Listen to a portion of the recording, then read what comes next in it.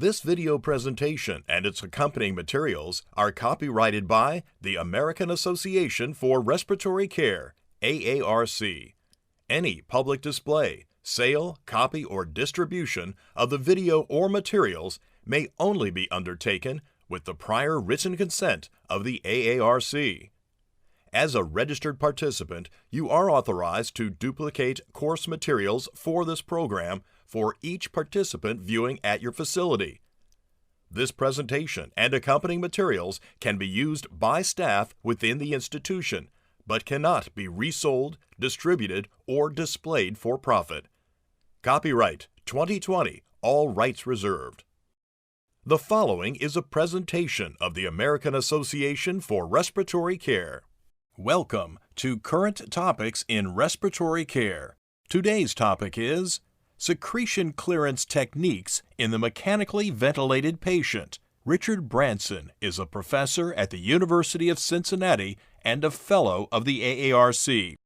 He is the editor-in-chief of the Respiratory Care Journal. Rich discloses he has relationships with Mallinckrodt, Ventec Life Systems, and Zoll.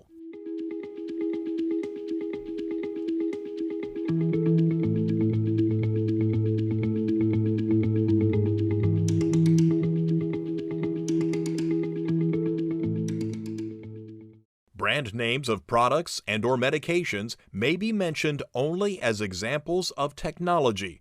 Any use of brand names is not in any way meant to be an endorsement of a specific product, but to merely illustrate a point of emphasis and to provide information and education regarding the availability. Hi, this topic is secretion clearance techniques in the mechanically ventilated patient. And the goal of this video is to describe the methods for secretion clearance in mechanically ventilated patients, to compare and contrast techniques for maintaining endotracheal tube patency, and to describe the optimum mechanical insufflation-exsufflation maneuver.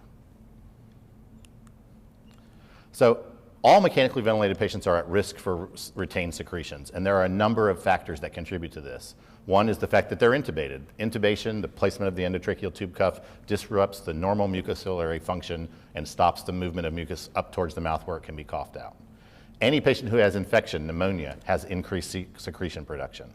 Immobility, sitting in the bed, laying in the bed for days, for weeks sometimes, promotes secretion retention due to inadequate drainage. Any patient who's had a surgical procedure due to pain or an ineffective cough will have retained secretions. Muscle weakness, neuromuscular disease, drugs that we give patients can result in an ineffective cough, and cough is the most important natural method for secretion removal. And fluid status, we give patients IV fluids. A lot of times we give them fluid to resuscitate them, but often we tend to fluid restrict them, and that results in thickening of the secretions. And of course, these things usually just don't happen by themselves. They often happen all together or a multitude of them together. There are a number of secretion techniques as simple as mobilization, get up and out of bed, sit in the chair at the side of the bed. Things that I wanted to discuss that aren't really secretion techniques but have to be optimized for secretion techniques to work are things like humidification, suctioning the patient. We have a new group of devices that I would consider to be tube scraping or wiping devices to clean the inner lumen of the endotracheal tube. Postural drainage, we all familiar with that, putting the patient's head down to drain secretions from the lung, which we rarely do in the ICU. And we often do percussion without postural drainage, which quite frankly is not the best idea. High frequency chest wall vibration is a way of having a machine do percussion and postural drainage. Continuous rotation in the bed, left to right, or by the bed, or by manual turning by nursing and respiratory practitioners. Manual hyperinflation, that's taking a bag and squeezing it and giving a big breath and kind of simulate a cough. And then insufflation-exsufflation is a technique that's used commonly in neuromuscular disease patients who aren't intubated, but is becoming more and more popular in mechanically ventilated patients because it simulates the cough, which is the normal mechanism. And intrapulmonary percussive ventilation, which is a technique that uses both hyperinflation and a pulsation to try and remove secretions. So we're not going to talk about all of them, but I want to address the ones that I think are important and have a good evidence base for us to do them. So humidification, all patients who are ventilated, the endotracheal tube bypasses the normal mechanisms of heat and moisture for the inspired gas, And there are a lot of different ways you can do this. HME, which is simple passive device, again, commonly the heated humidifier with a heated wire circuit. And on the bottom of the picture here, we have the HME booster, which is a way of making the HME a little bit better, but to be quite honest with you, it hasn't really proven to be all that helpful. If you're going to use an HME, the choices are numerous, and I just throw pictures up here because there are dozens of them. The most efficient devices are 80 or 85% efficient. And the way an HME works is you breathe in through the filter. When you exhale, the media that's inside that device traps the heat and the moisture. Then when the next breath gets delivered, it picks up that heat and moisture. So nothing is 100% efficient. So normal exhaled temperature from your endotracheal tube is about 34 degrees and 100% relative humidity. So if you can provide 80% of that back, you can get 30 milligrams of water per liter. Very useful in short-term mechanical ventilation, but can be problematic in longer-term mechanical ventilation. How well do these things work? And this is a paper that was published in Chest back in 2009 and looks at the difference between how efficient the device is when they measure it on a lung model system versus the manufacturer's data. And again, I don't want to look at every single bar here, but what you're really looking at is, I showed you all those devices, but some of them are actually really good up there to the left, and some of them are really not very good. So it does matter which ones you pick. And the dead space of the device, the resistance of the device, and the moisture capacity are the three most important factors. And you can do all the secretion clearance in the world, and if you don't provide adequate humidification, it's not going to work. When you're talking about which humidifier to use, you think about cost. Clearly, heated wire circuit, heated humidifier is the most expensive initial cost outlay. Efficacy, how well does it provide heat and humidity? What are the complications associated? Does it increase, decrease, or have no change in ventilator-associated pneumonia? Again, I mentioned dead space and resistance. And then there are other considerations. A patient who goes to the operating room and doesn't have any lung disease, is 30 years old, maybe has a fairly big abdominal procedure, comes out, it's going to be on the ventilator for 6 or 8 hours. HME is a perfect device to use. A patient with COPD and chronic secretion retention, who you know is going to be on the ventilator now for at least a week after they've been intubated, already has thick secretions. HME is a bad idea for that patient, both because they need aerosolized medications, which you have to take the device out of line for, because it increases the dead space, and it isn't as efficient. And this is a little bit hard to look at, but this is something that I created when we were doing research on HMEs and humidification. It's basically just a flow diagram to tell you, patient comes to the ICU, you evaluate the patient, okay? And you can look at things like, is there blood in the secretions? And when I say that, I mean blood. Are the secretions red? If there's blood in the secretions secretions are really thick, or the patient's hypothermic, you shouldn't use an HME. And then if you do use an HME and you use more than 4 of them in a day, then they stop being cost efficient and you should switch to a heated humidifier. And that takes you to the right side of the slide, which looks at where you set the temperature and humidity. Interestingly, since I wrote this, most of the manufacturers don't even allow you to set the temperature anymore. They're all set at 37 degrees. But anyway, just the concept of how to select the right humidifier for the right patient. How to assess the impact of these things on secretion clearance. You can evaluate secretion volume. You can look at the incidence of endotracheal tube occlusion. You can look at changes over time of endotracheal tube resistance. How often do patients have to be suctioned? Okay, and that's a tricky one because some people suction more often than they need to, and it's hard to control. And the use of saline. A lot of people will use saline squirted down the endotracheal tube to try and improve secretion removal. There's no evidence for that, by the way, that it helps. I mean, there's no evidence that it actually harms the patient. But in the studies that we've done about humidity, the use of saline is only dictated by the individual staff person. One respiratory therapist uses saline every single time because that's just their practice. And other respiratory therapists never use it because that's their practice. So these things are tricky when you start to research them. So you can compare secretion volumes between the techniques, but like I said, that's difficult. And because inadequate humidity can result in no secretions being removed. That doesn't mean it's better, it's just that they're all stuck in the lung.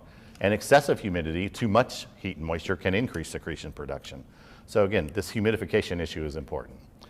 Again, this is something that we did in the lab in the old days with heated wire circuits, and you can still do this to an extent. You can set the temperature at the chamber, and then the temperature at the end of the circuit. And if you have a problem with rain out, you make the temperature at the chamber lower than the temperature at the airway, so the gas increases its temperature as it goes. And unfortunately, that causes the moisture, absolute humidity, to fall. You can have the chamber be hot and the temperature at the airway to be cooler, but that promotes condensation and rain out, and then you get that water sloshing in the tube. But I just wanted to show you, and these are these three different lines. They're the difference of 4 degrees positive, neutral balance, and then 4 degrees negative. And when you see the green line that's plummeting, that's relative humidity on the side.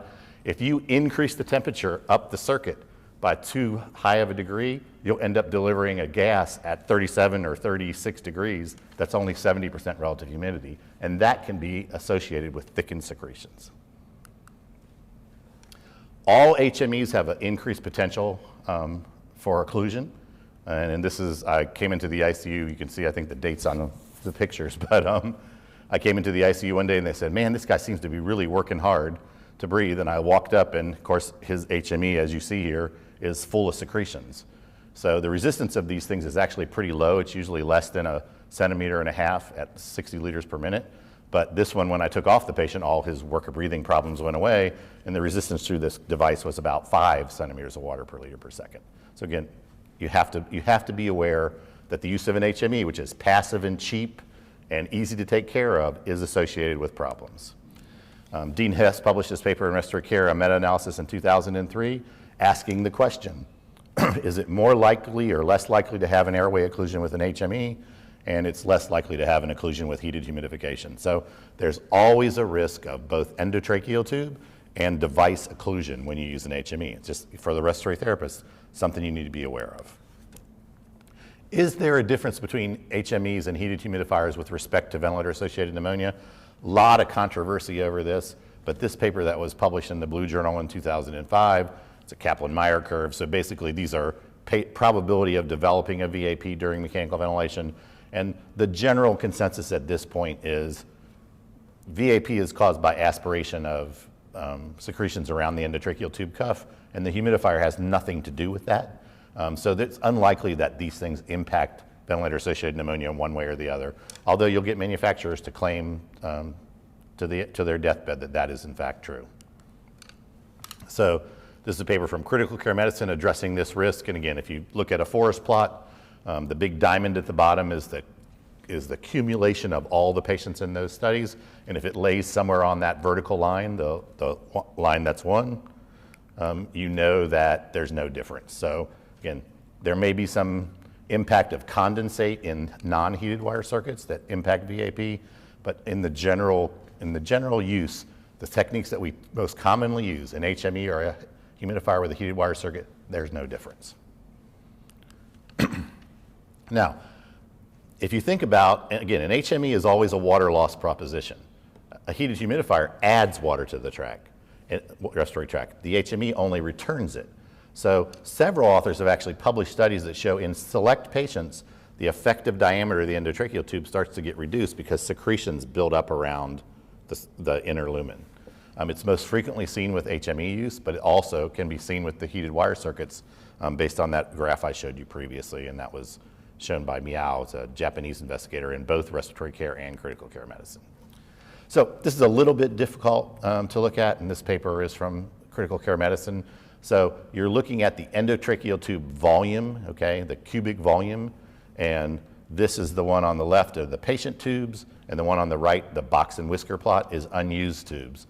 So what you're seeing is that after 96 hours, and this is measured by acoustic reflectometry, think of it like sonar, is it starts to reduce the effective diameter. So you might have an 8 millimeter endotracheal tube in the patient, but effectively it might only be a 7 because the lumen has started to be occluded.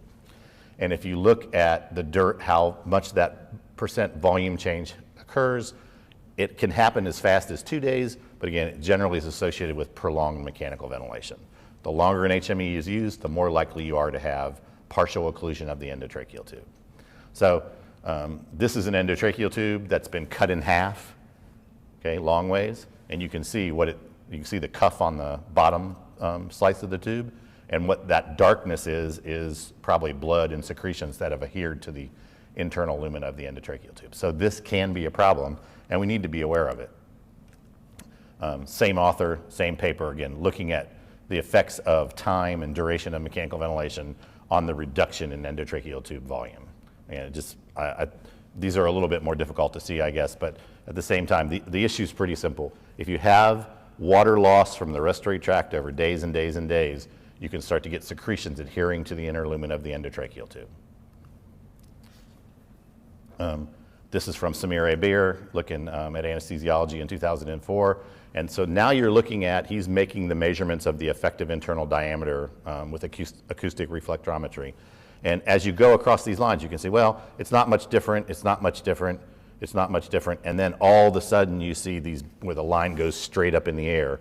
That is now the alteration in endotracheal tube diameter. So this does occur, and it has been described for many years now. This is probably an easier graph to look at. So this is the difference between heated humidifiers and HMEs. And you're looking at the HMEs in the black boxes, the heated humidifiers in the white boxes. So these are the changes that occur in endotracheal tube diameter at the midway through the patient's time on mechanical ventilation in the first graph. So the NS means it wasn't statistically significant, not a big difference. But at the end of mechanical ventilation, the patients who used the HMEs lost a lot more internal diameter of the tube. And losing internal diameter of the tube increases work of breathing by increasing the resistive load.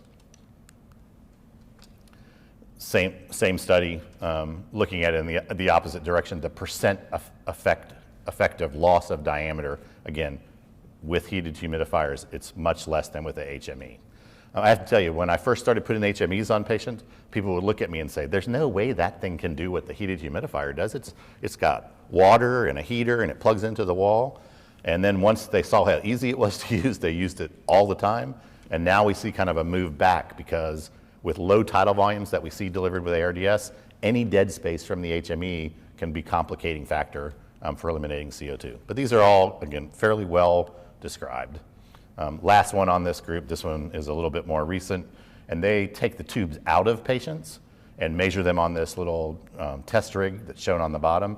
And what you're seeing on the top is the actual effective diameter. So on the bottom you have the ET tube diameter, 6.5 up to 8.5, and then you're seeing how it changes over time. So again, the longer it's in the patient, the more likely it is to have a reduction in the inner lumen. And this is from their data, again, just kind of giving you how much does the pressure drop increase. And again, a pressure drop of more than 10 centimeters of water pressure would be twice normal airway resistance. And you can see that that happened in a number of patients. So, humidification devices and clearance secretion. HMEs definitely have a greater risk of E-tube obstruction and narrowing, but that can also be seen with a heated wire circuit if you can adjust the temperature difference. And that both result in thickening secretions, but there's been no effect on the number of suctioning procedures, the use of saline on secretion volume. But it's absolutely necessary. So the second thing I want to talk about is more recent, is maintaining the endotracheal tube lumen. Now we do that by suctioning. We can do that by saline installation, which again I'll recommend as you not do. The design of the tubes that are made with silver impregnated in them to help biofilm from developing on them. And then these new devices that I think I would call scraping or wiping devices of the internal lumen. Suctioning is mostly considered open versus closed suctioning. The catheter design is important. A concept I really want you to understand is this deep versus shallow suction. And again, we'll talk about saline installation. So the American Association of Respiratory Care writes clinical practice guidelines, and one of them is about suctioning. And a few years ago, almost embarrassingly for me, a group from Europe took our AARC international guideline on suctioning and said, you know what, we're going to do a study where we follow the guideline. So they followed the guidelines about how to suction, how to set the suction pressure, how deep to suction, and then they looked at complications. The complications included oxygen desaturation, the presence of blood and secretions associated with trauma, hypotension or hypertension, tachycardia or bradycardia are all responses to deep suctioning, or the presence of an arrhythmia. And they said, what we're going to do is what the guideline says. We're only going to suction the patients when it's clinically indicated. We're going to use closed circuit suctioning or a suction with a swivel, not open suctioning. We're going to do shallow suctioning. That means we're going to measure the suction catheter for the distance to the tip of the endotracheal tube, and that's as far as we're going to go. We're not going to try to bury it as deep as it'll go and poke into the carina and make the patient cough. No saline installation. Size of the suction catheter should be at least 50% of the ET tube diameter. Again, helps to reduce patient discomfort. Never suction for longer than 10 or 15 seconds, because again, you think the patient becoming short of breath. And maintain the suction regulator pressure between 200 and 250 millimeters of mercury, negative. And if you look at their data from this paper published in Respiratory Care, when they implemented, so these are the adverse events that we described, when they implemented the clinical practice guideline, they significantly reduced the number of adverse events associated with suctioning procedures. So really, I give this group credit. It's a classic study of just taking a guideline that's out there and testing it in a clinical scenario. Again, I'm glad it was published in Respiratory Care. The issue of open versus closed suction. When closed suction first came out, you had to change the catheter every 24 hours, and that was just cost prohibitive. But now with our new knowledge about circuit change frequency and suction catheter change frequency, it clearly is the standard of care, at least in the hospital. Open circuit can improve secretion clearance, and I'll tell you a little bit about why that is. But I think closed circuit improves safety because it helps maintain PEEP, maintain the delivery of FiO2, and there are just some positives. There's probably nothing either way that gives you the advantage of ventilator-associated pneumonia, but clearly closed circuit suctioning decreases complications. How does it do that? It prevents the loss of PEEP and de-recruitment. It prevents breaking the circuit. I have to tell you, I think a lot of people say, oh, you break the circuit too much, you increase your risk of VAP. And I think the presumption is as you break the circuit, you open it up to contaminants in the air. I actually believe that when you break the circuit and lose the PEEP, it causes a change in the cuff and the cuff pressure and promotes secretion movement around the cuff down into the lower airway. But that's just a hypothesis. Open circuit can reduce costs because it's cheaper. But over the long term, if the patient's going to be on for a week, closed circuit suctioning is less expensive. And I don't think there's any real concern here, but closed circuit suctioning reduces the risk to caregivers because you've got it all trapped into a certain part of the circuit. This paper, or this group of papers here, have looked at the ideas of secretion removal with open circuit suction might facilitate that, and the difference is greater pressure differential. One of the things you have to think about, you have this closed circuit suction catheter, you slide the catheter in and you start to suction, the ventilator's still connected, so when you create negative pressure, the ventilator thinks the patient's breathing, starts to deliver flow. So if you've got secretions at the end of the tube, and the gas is blowing through the tube, it's pushing the secretions away from the catheter. If you're doing open circuit suctioning, you lose the PEEP, and you don't have any flow coming out of the tube, it tends to migrate them up. Studies that have been done basically just say, if you want to get the same amount of secretions with closed circuit suctioning, just increase the suction pressure by 50 millimeters of mercury. So this is that paper by Lasaki, and here you can see the difference. OES is open suctioning, and CES is closed circuit suctioning, and you're looking at the tracheal aspirate mass in grams to see that it does kind of look like open circuit suctioning has some advantage. And then as here you can see on the right, they increase the pressure from minus 200 to minus 400, and all of a sudden the tracheal mass aspirate goes up. So you kind of have competing forces with closed circuit suctioning. The ventilator being connected to the tube tends to push the secretions away from the tube. So if you want to get them out, you've got to create more negative pressure in the catheter. Knowing when to suction, that's really an important issue. You should never routinely suction patients. There's absolutely no use for that kind of therapy. You should get visual confirmation of secretions either in the tube or the circuit. You could hear it. You know, sometimes you can just hear it with your ears, sometimes with your stethoscope. You can put your hand on the chest, fremetus, you feel the secretions in the chest, or a lot of people now will put their hand on the ventilator circuit and you can feel the secretions causing a vibration in the circuit. Again, auscultation, listen for breath sounds. One of the most common, and I'll show you some data, is that if you see this sawtooth waveform in the expiratory flow pattern, that's really a good indication to know the patient needs to be suctioned. And here's kind of a cartoon of what that looks like. Under normal conditions, you kind of have an expiratory flow that is consistent, but on the right, you can see if you start to get, again, this sawtooth pattern, That's gas flowing over secretions and causing that change in flow. This was a paper that was just published in Respiratory Care by Tonopoulos, and he went and he did all these fancy measurements of, and you can see the patient up here in the middle, but he's got microphones connected to the chest, he's got special monitoring devices, real sophisticated, expensive devices, and his idea was, and it's correct, was we need to know when to suction patients and how to know when, if we know when to suction patients, we'll get the most amount of secretions out.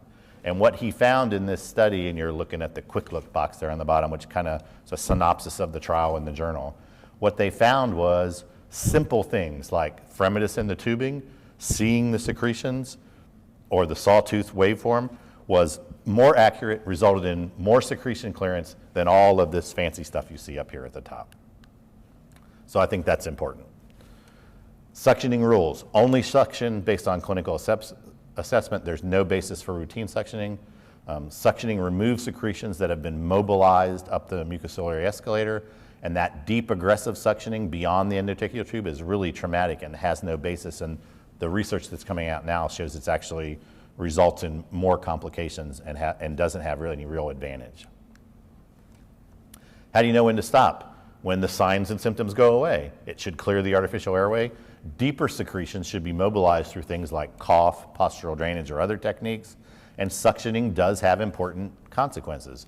De-recruitment when you use a high negative pressure, bleeding from poking the tracheal mucosa with the catheter, and with the suction, the catheter grabbing a piece of it, which can be avoided by the design of the catheter.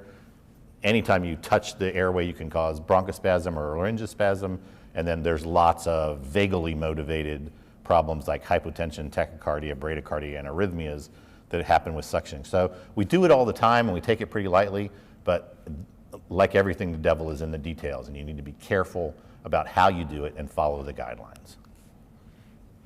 Yeah, this deep versus shallow suctioning, again, is the difference between just to the end of the endotracheal tube versus as far as you can bury it to the where the thumb port is. And again, there's no difference in secretion volume removed between these two techniques. The deep versus shallow suctioning was addressed by the Cochrane collaboration, and unfortunately at this point there weren't any randomized controlled trials that would really support a risk or advantage. But again, the data from the study published in Respiratory Care by the European group using the clinical practice guideline did suggest shallow suctioning was part of a method to reduce the complications that we see. Saline installation, so that's people who take a little vial of saline and squirt it down the endotracheal tubes with the hope of thinning the secretions, which is very unlikely that it happens. It does stimulate a cough. I mean, if you can think about times, you're having dinner and you hear somebody say it went down the wrong hole or it went down the wrong pipe. If you get some fluid down into your trachea, you are going to cough. And it could create a bolus of fluid to help move secretions, possibly. The practice, though, of saline installation tends to be clinician independent. Some people always use it, some people never use it. But there are a lot of concerns, and I can't go through every single study here, but a lot of this literature from the nursing literature as well as from Respiratory Care shows that the installation of saline causes bronchospasm, hypoxemia, a fall in lung mechanics, and it might actually wash biofilm on the internal side of the endotracheal tube further down into the lung where it can cause infection. For the most part, saline installation I think should be avoided. So tube cleaning or wiping devices. So this is one of the newer devices, and it's built into like a closed circuit suction catheter. And as you can see on the top, that's the entire device. On the bottom left, you see the catheter, but it doesn't have the balloon on the end inserted or inflated. And then on the right, you inflate the balloon at the tip, the wiping. And those surfaces are kind of have almost like a wiper blade sharp surface. So you slide this catheter down to suction the patient, then you blow up the balloon, okay, or have it to increase its volume, and then you pull it out, and it basically is like rotor-rooter for the endotracheal tube. You're trying to clean the internal lumen. And this seems to make very good sense, and clearly would be great if you had a patient who you knew had obstruction of the endotracheal tube, like we saw in that first picture from the study by Hebert. So this kind of gives you an idea of what we're talking about, and this is from the group from Mass General published in Respiratory Care. And on the bottom, you're actually looking at a CT image of an endotracheal tube from a patient. And the black is the dark lumen is the actual internal lumen, and the white spot is the accumulation of secretions on the sides.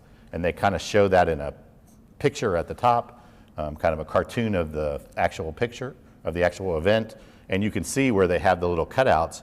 It's different all along the tube. There are some places where it's clear, but there are some places where it has secretions on either side and really narrows the lumen, which again, increases the work of breathing, increases the peak airway pressure it takes to deliver a mechanical ventilator breath, and just promotes biofilm development and potential infection. So Pincaroli and colleagues looked at these endotracheal tube occlusion and used this wiping catheter. And you can see the control groups. You have the percentage of endotracheal tube occlusion in black for the control group, and then in the red is the patients who are using the treatment, the extruding catheter. Now, interestingly enough, there really wasn't any difference in the number of pathogens that grew on the internal sides of the endotracheal tube, so it didn't actually reduce biofilm in terms of reducing the number of pathogens. So Brady Scott and his group looked at using this catheter with the goal of, what if we do this every morning and every time before we do a spontaneous breathing trial? And what they found on the top was, if they used the catheter before and then after, there was a fall in airway resistance. But that change in airway resistance didn't result in any improvement in how many patients actually passed a spontaneous breathing trial. So this was a paper from anesthesia intensive care, again, looking at the data from tubes that were removed from the patients and then cleaned. So this is kind of a strange study. So they don't clean it while it's in the patient. When the tubes are removed, they measure the resistance and then they clean the tubes and measure it again, and clearly show, if you look at these bar graphs on the bottom, that you can improve, by clearing out those secretions, you can improve the airway resistance. I don't know, right now the evidence is out. The routine use of these wiping catheters, because they're more expensive, can't be supported by the evidence. The one thing I think does make a lot of sense is if you look at the ventilator circuit and you look at the waveforms, and you can see that there's a very high inspiratory resistance, which you can see in pressure control as a real fast deceleration of the inspiratory flow, almost like a spike before it narrows out. And in volume control, you can see as a huge difference between peak pressure and plateau pressure. Is, you know, if there's some occlusion in the tube, and you see that top left tube clearly full of secretions, and you slide one of these catheters down and then blow the balloon up, you can remove the plug that's causing the problem. And I think this is clearly a really good way of using these techniques. And some of these are specifically related to, considered rescue catheters, but you can use the other one to do the exact same thing. Again, in the past, if you had this problem, you would try to suction, you might try to do a bronchoscopy, you might try to change the endotracheal tube, which carries a lot of dangers in and of itself. But these new therapies, or these new pieces of equipment, make it easier to clear the internal lumen. I think that makes a lot of sense. Okay, when we talk about secretion clearance therapy, there have been a host of devices shown to improve secretion clearance and pulmonary function in ambulatory patients who produce a lot of secretions and have neuromuscular weakness. Most of these patients, however, are not mechanically ventilated and have their normal airway intact and their ability to cough. So moving to the ventilated patient who either has an endotracheal tube or tracheostomy tube kind of changes the equation of how things work. So all over the other parts of the world, Japan, especially South America, some places in Europe, physiotherapists and respiratory therapists do what's called manual hyperinflation therapy. And they'll take, I'll give you both examples, a non-rebreathing or a non-self-inflating bag and a self-inflating bag, and they will take it to the bedside, disconnect the patient from the ventilator, and give a really slow, deep inspiration, and try to release it and get a really fast peak expiratory flow. And this is a concept that I'm going to talk about a little bit even more, and that's what we call the expiratory flow bias. So you want, in order to remove a secretion that's in a tube down in the lung, you want to put the gas in slow so it goes over top of the secretions, and then you want it to come out real fast. And when it comes out real fast, it helps move the secretions. If you put it in fast and take it out fast, as you're putting it in fast, you layer out the secretions so flat that no matter how the expiratory flow is, the secretions don't move cephalad so you can suction them out. And not a lot of data on this respiratory therapists in the United States don't commonly do this. Obviously, you can think of concerns like you got to disconnect the patient from the ventilator. Are they maintaining their PEEP? What's the FiO2? And how big a tidal volume you delivered? So can you produce ventilator-induced lung injury with this type of manual hyperinflation therapy? In terms of studies that have been done, again, most of them outside the United States. So you're looking at, if you look down the center row there, the techniques that were studied. The MH is manual hyperventilation with positioning, positioning and manual hyperventilation versus positioning alone. But these are all the studies. And in some of the studies, you see improved oxygenation, probably because they, re-recruit some of the lung. But rarely do you see any sustained changes in gas exchange or sputum volume. So this is a technique that is very popular and hotly defended in South America. They do it a lot and they think it helps. But again, like a lot of therapies I mentioned at the beginning, don't have a lot of good evidence that we should continue to do them. So cough augmentation, or mechanical insufflation exsufflation, is really interesting. So the most common, there are a number of machines, standalone machines that we do cough assist with these days, or MIE. But the original MIE device was developed by Alvin Barrick back in 1956, and it was called the Coughilator. And you got to give Barrick credit because he was kind of a pioneer in respiratory care. But what he realized was, you and I eliminate secretions by coughing. But when we intubate people, we kind of eliminate the ability to cough because you might have, coughing is a 3-step maneuver, right? So take a deep breath, close your glottis, and then open your glottis and expel the gas. Well, when you're intubated, you can't close your glottis. So making that high pressure by recruiting your expiratory muscles won't help. So that device, now today is the Philips T70, which you see on the left.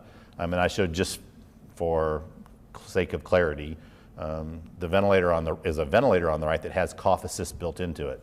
So one of the problems with cough augmentation is you have to take the patient off the current ventilator and move to another device, which has issues. There's no humidity, you got to deliver oxygen, things like that. But I think we'll see more devices in the future that have cough built in to the ventilator to make it easier to do. It's just a matter of pushing a button and having it happen versus having to connect this machine and then take the patient off and on the ventilator.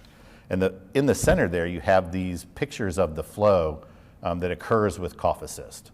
And so again, the key aspect of cough assist is a slow flow in and a fast flow out. Insufflation, exsufflation improves secretion removal in neuromuscular disease. It's a standard of care in ALS, especially before patients require an artificial airway. It simulates the normal mechanism, a cough. Use in ventilated patients is becoming more popular, but nothing really that would approach evidence has occurred yet. There is this one paper that's just come out in Respiratory Physiology and Neurobiology this year, and here they're looking at patients getting the IES. On the far left is just endotracheal tube suctioning, and then you have two different mechanical insufflation exhalation therapies, and they're looking at peak airway pressure, plateau pressure, airway resistance, and static compliance. And you can see that you get some changes with mechanical insufflation exsufflation. They also look at how many secretions are removed, and again, you create this higher negative pressure during the cough assist maneuver, and you end up getting more secretions out of the lung. So I think we'll see more and more cough assist be used in mechanically ventilated patients, especially as more devices come on the market than just the original device. So Marcia Volpe is a physiotherapist from Brazil who's done some really amazing studies about this expiratory flow bias, which is just the difference between expiratory flow and inspiratory flow. Okay, again, you want slow in, fast out.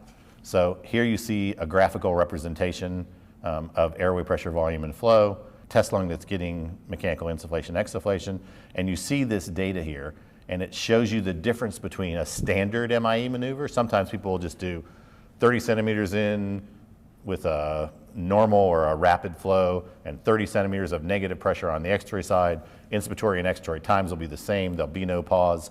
Well, so she and her colleagues have looked at this optimized maneuver to, again, put a very slow rise time, deliver the pressure, maybe a pressure of 30 on inspiration at a slow insufflation rate, and then a pressure of 50 on exhalation at the fastest possible exhalation rate. And she shows you that when you look at the mucus movement, that very bottom part of the graph, there's almost a 3-fold increase in mucus movement when you use this optimized maneuver. And when you're learning about mechanical insufflation, exsufflation, everybody will tell you the most important thing is the peak expiratory flow.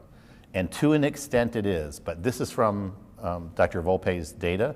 And on the top left, she shows you the peak expiratory flow versus the mucus movement. And as you can see, it doesn't matter what you do. It's all over the place and there's no correlation. But on the right, when you maximize the maneuver by doing this peak expiratory flow preference over inspiratory flow, you can see that that difference is a linear correlation. So doing MIE is just not that simple. Again, devil's in the details. You can set the maneuver such that you maximize the influence. And at the AARC in 2019, one of my colleagues presenting a paper about the optimized respiratory mechanical insufflation exsufflation maneuver, and we kind of had a cartoon drawn of what we meant. So on the top, you can see that there's secretions laying in the tube. So on the left, you're looking down the diameter, and on the right, you're seeing it from a lateral view. And that secretions are ready to be removed. The first panel down, you put in a very fast inspiratory flow, and the secretions thin out and actually move down what would be in a patient, down the respiratory tract, not the exact opposite of where you want them to go. And then during the exsufflation, they move back, but they don't move back very much. But when you use that optimized maneuver, where, again, you start at the beginning, you put in a flow very slowly, you don't move the secretions retrograde, and then when you do the expiratory flow, you really get the stuff to move forward towards the mouth where it can be coughed out. Now again, this is a mucus simulant in an artificial tube, not a patient, but I think it goes very nicely to explain the data by Volpe on why this optimized maneuver, regardless of whose device you use, is the most important part, and the expiratory flow bias is the key. And again, rather than just listen to my opinion, so this is a paper, again, from this year, from a group of well-respected physicians, physiotherapists from the European Union. And what they say is, what's new in the management and clearing of airway secretions in ICU patients? It's time to focus on cough augmentation. So they show you a little graph here of things that they do both before intubation and after intubation, and then after extubation. And I think, like I've been telling you, I think a lot of people are coming to the realization that we do all these kind of crazy things. I'm still going to show you a couple of them. But this method just reproduces the normal physiologic mechanism of cough. So of course it works, and there's no reason to believe that it wouldn't. But again, so just so you know, it's not me telling you that this is a good idea. There are lots of people believe that cough augmentation is important. In Japan, they do a lot of rib cage compression and vibration for secretion removal. So they actually position the patient. Again, drainage is important. You want the head to be below the part of the lung you're trying to drain. And they'll actually vibrate the chest wall externally and compress during exhalation. I just show you a picture of this. Is from a paper in Respiratory Care back in 2005. And again, not surprisingly, this is the difference in the amount of secretions they get out, the difference in PO2 FiO2 ratio, and essentially it didn't really help. This is kind of the story whenever we subject a lot of the secretion clearance techniques that we currently use to science. A lot of people will say, well, positioning is important. So beds, have pneumatic components built into them, so they blow up on the right side and turn the patient to one side. And the patient stays there for 2 hours, and then they deflate and turn the patient to the other side. And that kind of kinetic therapy can be done. The beds themselves can do percussion and postural drainage. The bed mattress actually just does this pulsation, as opposed to you doing the hand clapping by yourself. I have to tell you though, in mechanically ventilated patients, percussion and postural drainage has never really been shown to be effective. And in today's climate, where we virtually never put the head below the patient, or put it low, we keep it at least in a sitting position to help reduce VAP. Clapping on the chest or trying to get the secretions to shake loose while the patient's sitting up, if they do shake loose, they just go down further into the lung, unless you do something else like cough to remove them. Now, to be fair, it sounds like I'm picking on other paper, people. This is a paper that we wrote back in 1999 in a group of patients who had come out of the operating room and were paralyzed for a number of reasons. And we looked at manual turning plus percussion and postural drainage done by the respiratory therapist, then the continuous lateral rotation, and then the continuous lateral rotation plus percussion and postural drainage. And there were not a lot of differences in oxygenation. There was a small change in sputum volume, but to be quite honest with you, it really didn't make much difference. One of the things I always talk to people about when they want to do percussion, whether they want to do it by hand or they want to do it with a machine, this is a study by Charlie Weissman from a long time ago, and it has really nothing to do with CPT, but they were measuring oxygen consumption in the intensive care unit. And they said, let's find out what happens during routine procedures in the ICU to oxygen consumption. So on the horizontal axis, you see the change in oxygen consumption in percentage from baseline. So if you come in and the nurse or the physical therapist comes in and does some limb movement, it goes up by 5%. If they have just have visitors come in the room, it goes up by 10%. I always laugh. I always say, if the visitors are trying to get power of attorney, it goes up by 25%. Just getting a chest x-ray, 15%. But think about that. You get a chest x-ray, you lift the patient up off the bed, you slide this ice cold plate behind them and have them lay down on it so you can take the chest x-ray. That increases oxygen consumption.